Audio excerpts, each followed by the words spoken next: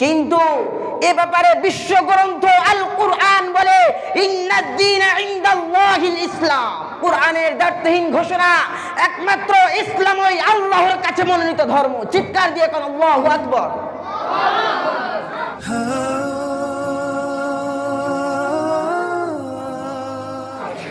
আমি আজ স্বল্প সময়ের ব্যবধানে ইসলামের শ্রেষ্ঠত্ব ও সার্বজনীনতা সম্বন্ধে নাতিদীর্ঘ আলোকপাত করব ইনশাআল্লাহ।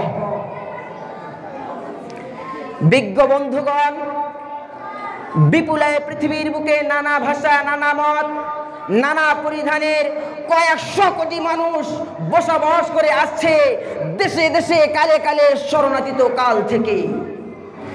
বর্ণ, কণ্ঠ, খাদ্য, আকার, আকৃতি, স্বভাব, প্রকৃতি ও ভাষাগত বৈচিত্র্যের ন্যায় তাদের ধর্ম।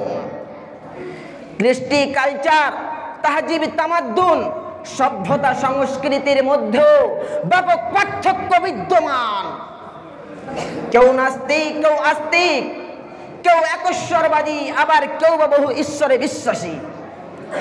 সবচেয়ে বড় আশ্চর্যের বিষয়, প্রত্যেকেই স্ব স্ব ধর্ম ও কৃষ্টি কালচারকে সর্বংশে বলে সুদৃঢ় বিশ্বাস রাখে।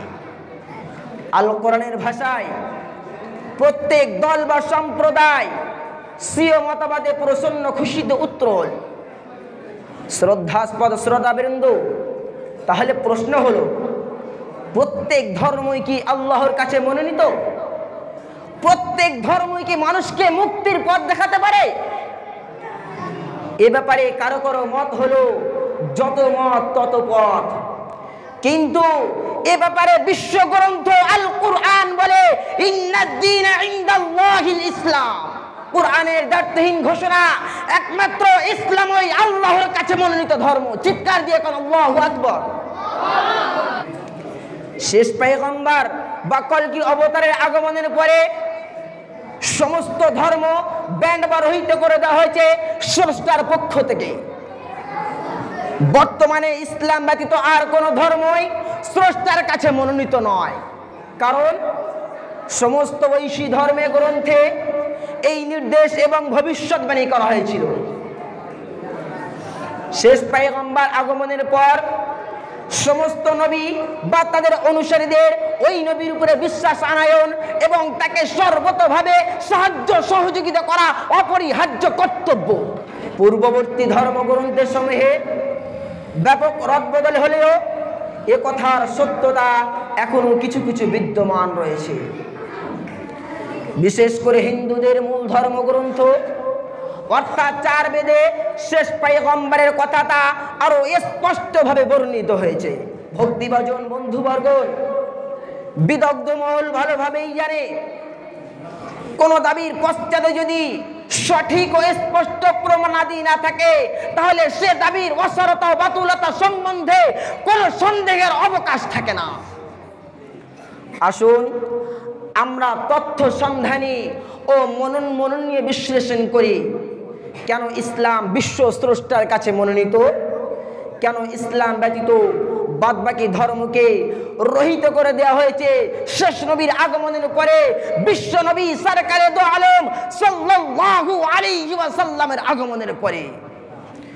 বৌদ্ধ সমালোচকের মতে ইসলাম ধর্মে এমন 5টি সার্বজনীন বৈশিষ্ট্য রয়েছে যা অন্য কোনো ধর্মে পরিলক্ষিত হয় না। এই জন্য ইসলাম সার্বজনীনতার দাবি করতে পারে তার পয়গাম সর্বদেশের, সর্বকালের, সর্বস্তরের মানুষের জন্য।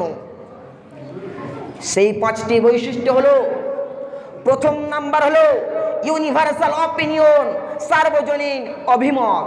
দ্বিতীয় নাম্বার হলো ইউনিভার্সাল ফ্র্যাটার্নিটি, সার্বজনীন ভ্রাতৃত্ব। তৃতীয় নাম্বার হলো ইউনিভার্সাল প্যাসেন্স, সার্বজনীন ধৈর্য। চতুর্থ নাম্বার হলো ইউনিভার্সাল কনফারেন্স, সার্বজনীন সম্মেলন। আসুন আমরা এই সার্বজনীন বৈশিষ্ট্যের প্রত্যেকটি নিয়ে নাতিদীর্ঘ বিশ্লেষণ করে ইসলামের শ্রেষ্ঠত্ব অনুধাবন করি। প্রথম হলো ইউনিভার্সাল অপিনিয়ন, সার্বজনীন অভিমত। কোন ধর্ম সার্বজনীন হতে হলে সর্বাগ্রে প্রয়োজন কোন একটা মূল মন্ত্রে বা এক বিশেষ বিশ্বাসে জগৎ ভারতবাসীকে একই সূত্রে গ্রথিত করা। স্রষ্টার সীমাহীন করুণায় ইসলাম ধর্মে সেই সার্বজনীন অভিমত হলো লা ইলাহা ইল্লাল্লাহু মুহাম্মাদুর রাসূলুল্লাহ সাল্লাল্লাহু আলাইহি ওয়াসাল্লাম, অর্থাৎ নাই কোনো মাবুদ আল্লাহ ছাড়া, আর হযরত মুহাম্মদ মুস্তাফা সাল্লাল্লাহু আলাইহি ওয়াসাল্লাম আল্লাহর রাসূল। ভক্তি ভজন বিচারক মণ্ডলী, হিন্দু ধর্মের শাস্ত্রে আছে মাদাও বর্তিতা দেবদ করান্তে প্রকৃতি তাদৃশনাং ভক্ষেদ সদা শাস্ত্রোচ্ছ্রিতা হতারমিন্দ্র মহাসুরেন্দ্র অল্লং জ্যেষ্ঠং পরমং শ্রেষ্ঠং মুহাম্মদ রাসূলং ইল্লাল্লাতি ইল্লাল্লাহ। যে দেবের প্রথম অক্ষর ম এবং শেষ অক্ষর দ, গো মাংস ভক্ষণকারী সেই হলেন প্রকৃত শাস্ত্রগুরু। আল্লাহ মহান, আল্লাহ শ্রেষ্ঠ, মুহাম্মদ হলেন রাসূল, আল্লাহ ছাড়া কোনো উপাস্য নাই। মুসলিমদের মধ্যে যত মতভেদ থাকুক না কেন, পৃথিবীর যে কোনো দেশের, যে কোনো বর্ণের, যে কোনো ভাষীর কণ্ঠে আপনি শুনতে পাবেন ওই পবিত্র বাণীটি।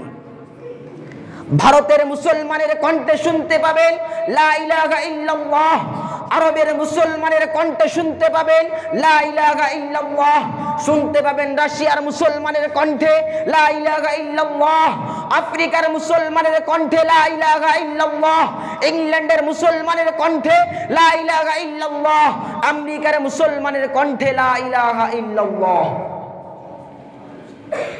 সার কথা, এই সার্বজনীন অভিমত দ্বারা দেশ ও কালে ঊর্ধ্বে বিশ্ব মুসলিমকে একই সূত্রে গেঁথে আত্মার আত্মীয় করে দেওয়া হয়েছে।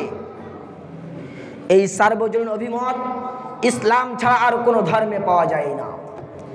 খ্রিস্টানদের তৃত্ববাদ, হিন্দুদের শততা ভগবৎপাদ তাদেরকে বিচ্ছিন্ন করে রেখেছে।